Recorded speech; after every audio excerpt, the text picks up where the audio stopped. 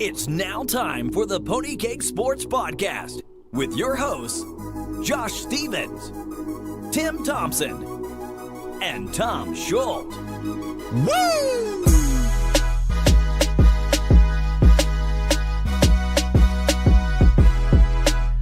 Welcome back to another episode of the Pony Keg Sports Podcast. I am your host this evening, Tim Thompson, joined with, as always, that's always hard to say. I don't know why. Joined with, as always? That's how I was supposed to say it, Tom?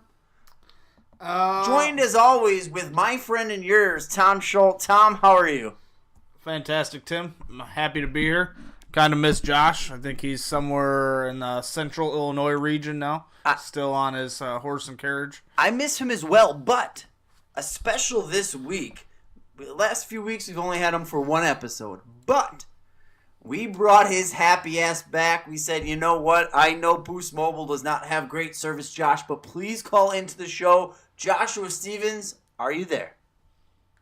I am here, and I'm feeling like a good luck magnet today. Everything is coming my way. A good luck magnet with everything coming his way. I like to hear it. Again, we are Pony Keg Sports. Today we are doing our top tight end, or our tight end rankings, I should say. 1 through 20, I believe it is. We're going to go through that here real quick. Make sure to follow us on Facebook, Pony Keg Sports. You can follow Josh on Twitter at Pony Keg Sports. Follow Tom at Pony_Keg_Tom. And you can follow me at Fight Talk Tim. And make sure you check out our sponsors, Rogue Energy. It is delicious. It is fantastic. If you drink coffee, if you drink Red Bull, if you need a pre-workout in order to get your lazy ass to the gym, you don't need it. You just need Rogue Energy. Check them out. They have some delicious stuff. It's at a decent price, but you know what? It's not good enough for you, our listeners. Put in PKS at checkout, and you get 10% off, and you let them know that you are a PKS fan. Guys, let's get right into our tight end rankings. Our number one overall consensus tight end, one Travis Kelce. Not only is he consensus number one, but all three of us had him at number one overall. Why? I'm kind of shocked, in all honesty. Pretty much all the bigwigs in the game right now are telling you Gronk needs to be the first tight end off the board. I do get it. Look, on a game-to-game basis, he scores more fantasy points than any other tight end. But my biggest thing with Rob Gronkowski is how many weeks is he going to be on the field?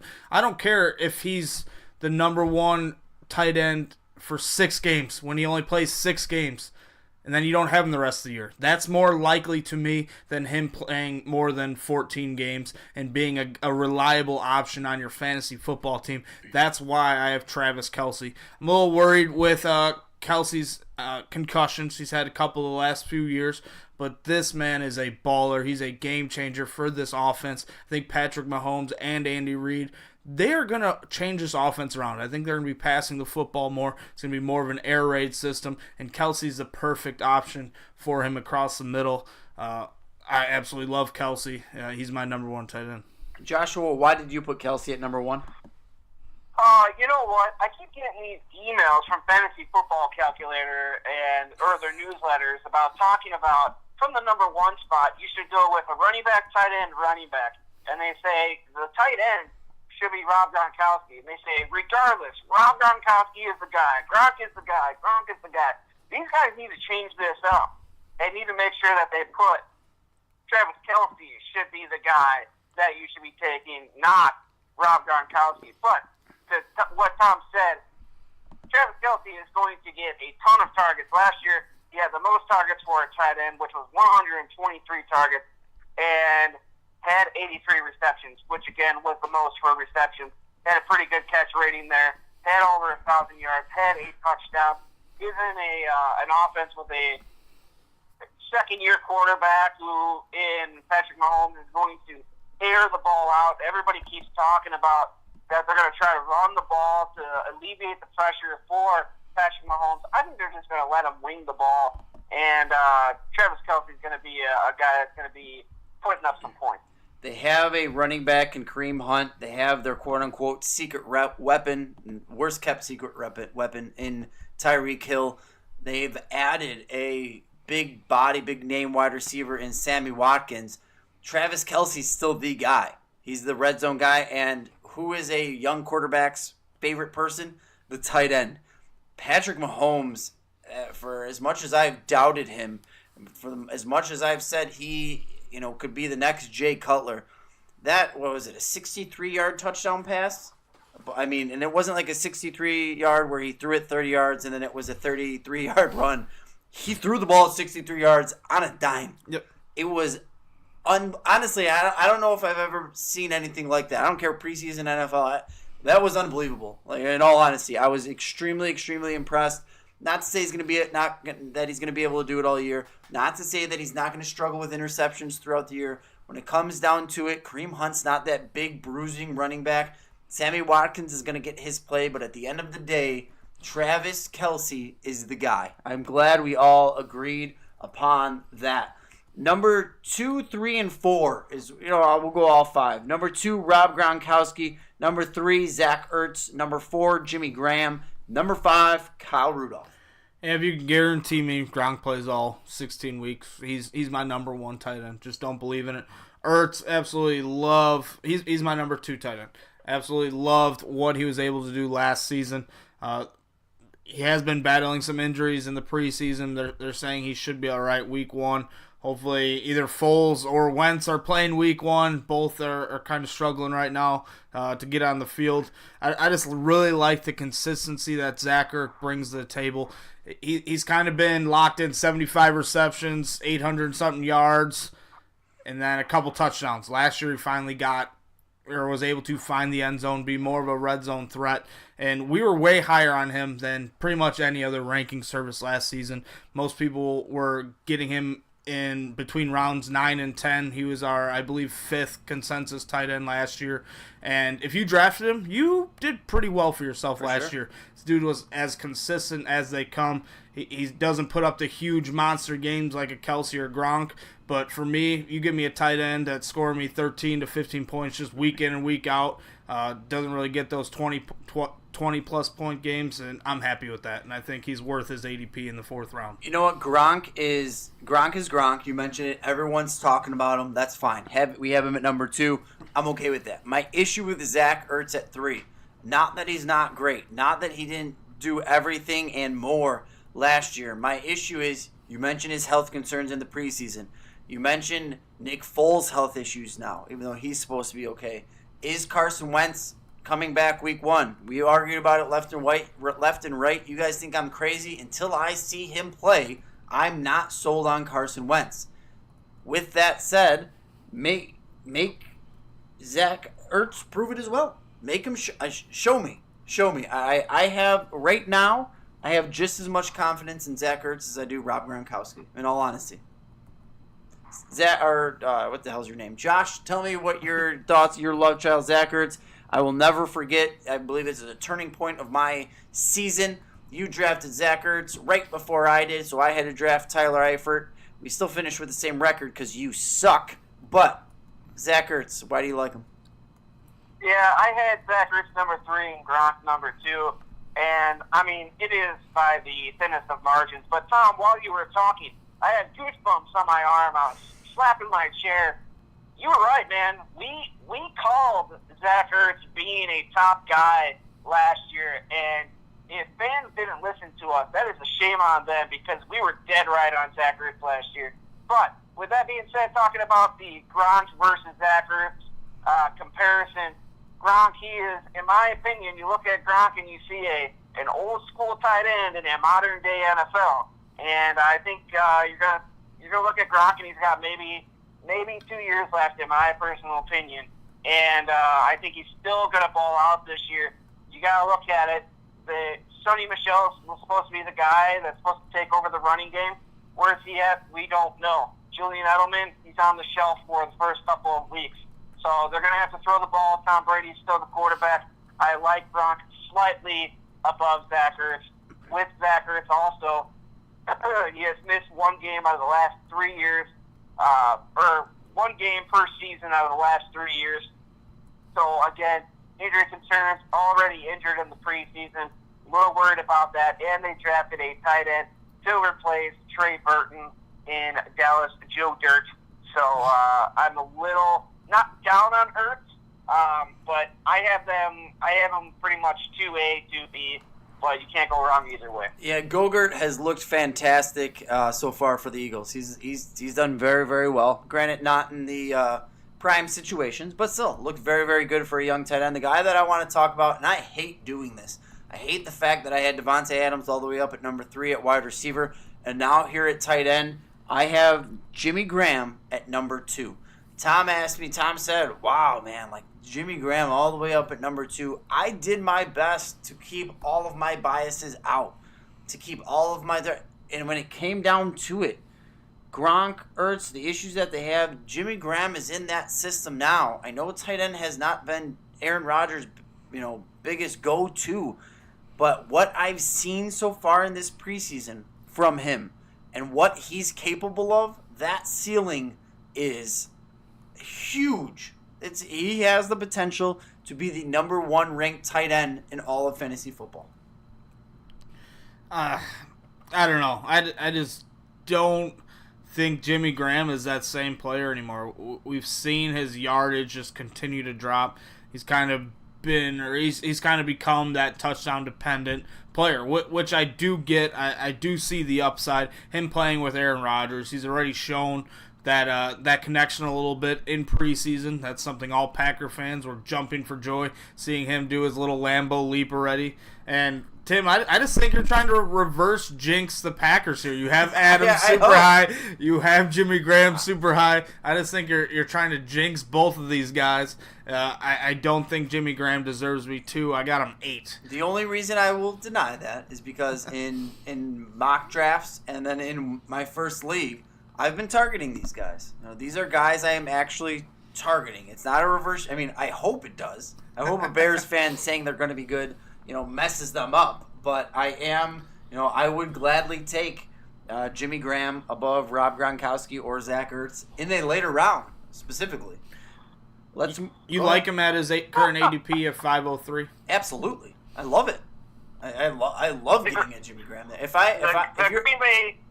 The Green Bay Packers also have not had a top 10 tight end under Aaron Rodgers since Jermichael Finley. Yep. And if you guys can figure out when that was, let me know, because that was probably a long-ass time ago.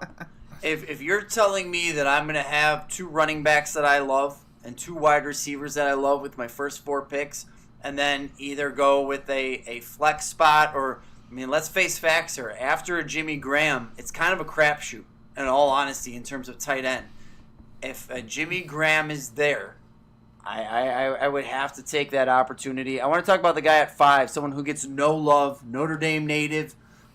No love. He finished number 2 tight end last year? Number 3?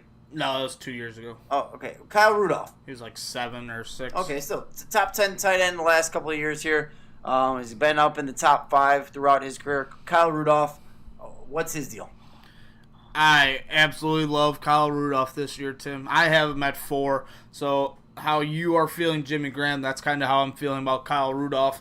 I like the addition of Kirk Cousins. We've seen how much he likes to target his tight ends, especially in the red zone. The tight ends for the Washington Redskins have been very successful. Even when Jordan Reed has been out, Vernon Davis has been a successful fantasy tight end as well. We've also seen Kyle Rudolph finish in the top 5. He's getting to that age where tight ends kind of peak at the 28 through 30 year mark, or as their age, and he's right there. I really think he's going to be the breakout tight end this year who absolutely destroys his ADP. He's going off the board at 702. I think he's well worth that selection. Gladly be taking him in the 6th round. Josh? Yeah, I like Kyle Rudolph as well. I took him. I think I've been in 2 leagues already that have drafted. I think I got Kyle Rudolph in both of those leagues. Last year he did finish as tight end number 8.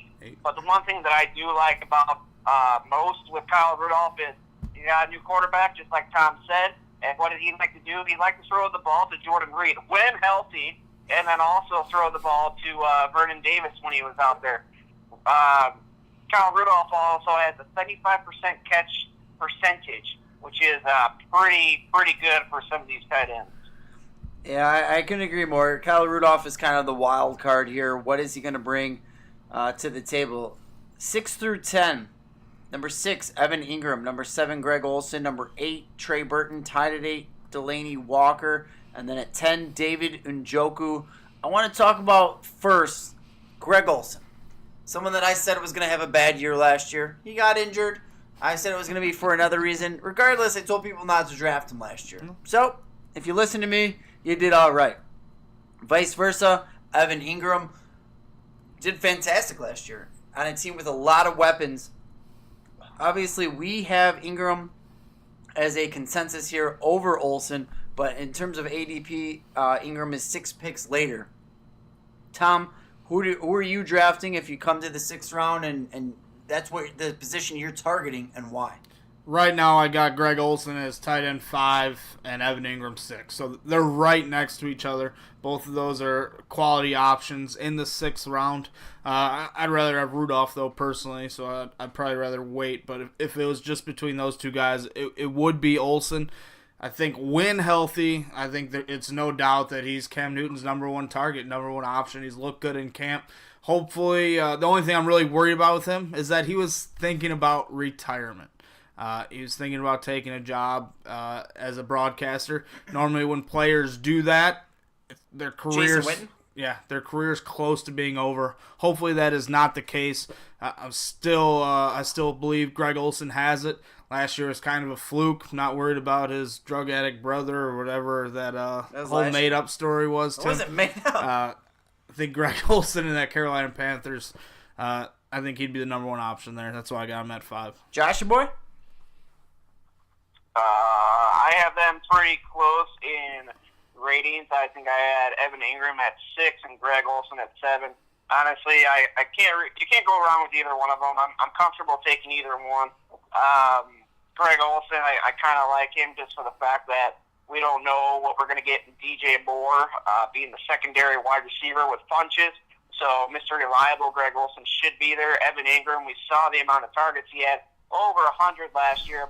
Obviously, that was a big part due to OBJ being hurt. So is it a complete inflated stat line, or are we going to see him come down to earth a little bit?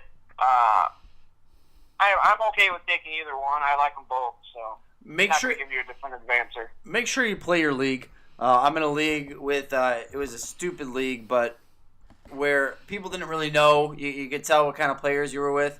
Obviously, in average ADP, they're only 6 picks apart. I got Greg Olsen in like the 6th or the 7th. I ended up getting Evan Ingram in like the 11th round. A lot of people still don't know who he is. Remember, this is only a sophomore tight end on a big-name team. Doesn't have a big name himself. So make sure to kind of play your league. Tight end's not a position that a lot of people value a ton. So someone you could potentially get late. The other names I want to bring up here, Chicago Bears, Trey Burton, or the Cleveland Browns, David Njoku. 2 teams who have had terrible offenses. 2 teams that are getting an offense revamp. I like both guys a lot. Who are you taking? I like them both. With the Bears, I think their offense is going to be a lot better. One of the worst offenses in the league last year. Didn't run a lot of plays. Weren't very efficient. Hopefully the coaching change and Mitch Trubisky grows a little bit. But I'm a believer in Jordan Howard. I'm a believer in AR-15. I don't know how many Bears players I can truly get all in on. That's why I got Trey Burton at number 10. I don't think that's terrible. I think he's going to be worth starting. When he did get a chance with the Philadelphia Eagles, he was able to produce. He was able to score fantasy points, find the end zone quite often. Also, he has a killer throwing arm, so if the Bears want to do some trick plays, he's going to be on. He's got that under his belt as well. For Njoku, I just think he's going to be their best red zone threat. Josh Gordon, not a big-time believer in him. I think they're going to be able to run the football. I don't think Cleveland's going to be the best team. Six wins, hopefully, but most likely they'll probably be down in some football games, so probably have to pass. And Njoku has shown that he can be a red zone beast. Dude's an absolute monster. Joshua's son, Njoku, Burton. Give me Burton, and Burton's got a small sample size, but you look at week 9 of last year and week 14 of last year. You know what was very unique about those 2 weeks is the fact that Zach Ertz was out those 2 weeks. And Burton put up 12.1 points and 24.1 points. Give me Trey Burton in that Chicago Bears shitty-ass offense. We will see how that works out. I refuse to get high on Trey Burton, and I still think the Bears are going to try to figure out something with Adam Shaheen. Hey, he's had a stellar preseason so far. I'll tell you that. He has. Real quick, I just want one yes or no. That's all I want. Delaney Walker is a top 10 tight end in 2018. Yes. Josh? Let me look at my rankings on where I had him. I don't care about your rankings. Just tell me now. 9. Well, I care about my rankings. You got him at 9. Delaney Walker, I have him as number 9, so yes, he's a top 10. All right, fair enough. Let's go finish out this, what we have here. Number 11, Jack Doyle, tied for 11. Jordan Reed, 13. George Kittle, 14. Hayden Hurst, tied for 14. O.J. Howard, 16. Ben Watson, and number 17, Eric Ebron. And the tight end gets... Hey, do you mind if I start real quick, Tom? Yeah, go ahead, Josh. All right, so I want to talk about Jack Doyle real quick. Apparently, I didn't do enough research on Jack Doyle that I should have. He finished number 7 last year, and I didn't realize that this guy had 107 targets, which is pretty ridiculous, and had 80 catches. That put him at a catch rate of 75%. So 75% of the ball thrown his way. This man is gobbling them up. Now, they did add a tight end from the Detroit Lions in Eric Ebron, but I still like Jack Doyle, especially if Winter Soldier is throwing the ball. I'm sorry, that's all I got. No, I agree with you there. And if you've watched the preseason at all, Jack Doyle's been running with the ones. I thought Ebron was possibly going to cut into his numbers quite a bit. Also under the realization that they're running a pretty vanilla scheme right now, really not showing a lot of people what they're running like most other teams in the NFL. But I do like Doyle this year. Have him at number 11 on my list and in my rankings. Definitely a startable option. I just think both those tight ends, it's going to be pretty hit or miss. Kind of similar to how the Tampa Bay Buccaneers tight end room is right now with Cameron Brate and O.J. Howard. If you can get both of those guys in like a best ball league, pair them up with a Trey Burton, I think you're in good shape. Hey, and plus, too, with the Colts, they don't really have a run game right now. Marlon Mack is banged up. Naheem Hines is fumbling the ball like they're cookies, putting them on the ground for the dog. And we don't – right now, Christian Michael looks like the best running back for the Colts, which is a complete joke right now. They don't have a running game. They're going to have to throw the ball if they don't get that running game going. Jack Doyle could get another 100 targets this year. I just don't see how either of you – I had Jack Doyle down at number 14, and I didn't think that was being mean. I just don't see how a team like the Colts, who you just don't know what they're doing at tight end, they're trying to figure themselves out. Doyle will get his, don't get me wrong, but I don't think he's someone that I'm willing to start on my team compared to those other players that we named potentially in the top 12. Let's talk about Josh's favorite guy, Jordan Reed. Obviously, at one time, he was a top 3 tight end. Huge, ceiling. Goes out there, puts up monster numbers with Kirk Cousins. Now he has to deal with Alex Smith. Does it help him? Does it hurt him? Can he stay healthy? I have zero faith in Jordan Reed. He's 16 in my rankings. Both of you guys have him in your top 12. I get the hope, and I know you guys want him to be healthy and play majority of the season because we've seen the type of player he is. But that was a couple years ago. We still don't know if he still has that, if he's still that elite athlete. These injuries have to be wearing on him quite a bit. There's absolutely no way I'm drafting him in the 8th round. Josh, your boy, JR? Yeah, I'm a big fan of Jordan Reed, but still I'm a little leery of Jordan Reed. It's a complete boom or bust pick. And what was our consensus ranking on Jordan Reed? Where did we have him? Tied at 11, so essentially 11 or 12. Tied at 11 or 12. So I've been looking at like some of the other experts, quote unquote, and some of them had Reed as high as 10, 9, and 8. And I think that is a little of a reach, obviously. If you're looking at the 4-letter network, they have Jordan Reed. Some guy has him as the 7th best tight end, and I think that's a reach. But, again, complete boom or bust. and you're having a quarterback coming over in Alex Smith, and I think he's going to have to try to dink and dunk from here and there. And Jordan Reed could be a target that he's going to throw the ball to if it's not just Jamison Crowder. You look and see what Travis Kelce did when you had Alex Smith throwing the ball last year. He is definitely not going to put up the same production that Travis Kelce did or Alex Smith put up last year himself. But I think Jordan Reed, if healthy, he could put up some decent numbers. But again, that's the risk that you're taking. Very quickly here, because we're running out of time, who has a better season? These two are very close in terms of ADP, and they're tied in our consensus rankings at 14. O.J. Howard, who we were all very high on in last year's draft coming out. We think he can be a real big-time threat and a big thing. Or rookie Hayden Hurst, who's in Baltimore, who is known for putting up big-time fantasy tight end numbers. Tom? I would much rather have O.J. Howard this year. Josh? I am a firm believer in Hayden Hurst. I think it's that hair. Over O.J. Howard? Yeah. Is it because he's 28 years old? No, it's because of that hair. Last one I have for you guys. Someone who is constantly forgotten here in fantasy football. San Francisco 49ers have their franchise quarterback. They're being talked about for all these reasons. Their tight end, George Kittle. He's talked about a little bit last year, but now this seems like his potential breakout year. Is George Kittle on the cusp of a top 10 fantasy season? Tim, there's a reason at Iowa he was known as George Brittle. I love George Kittle, absolute freak.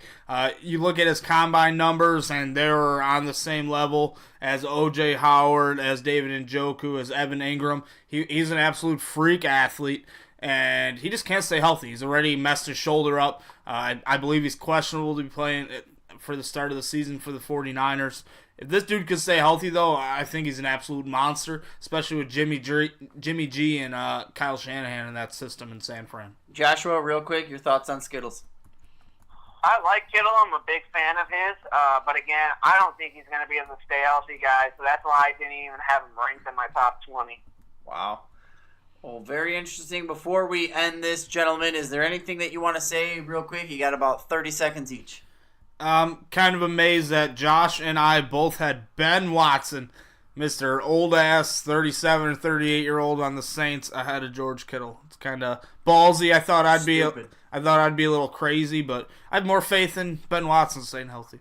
I don't know about Josh. Yeah, it's funny because normally I get to do my rankings after you and Tim get the post, and I kind of get to compare it beforehand and see if my picks are retarded or not. Or I'm sorry, not retarded, but not good or not.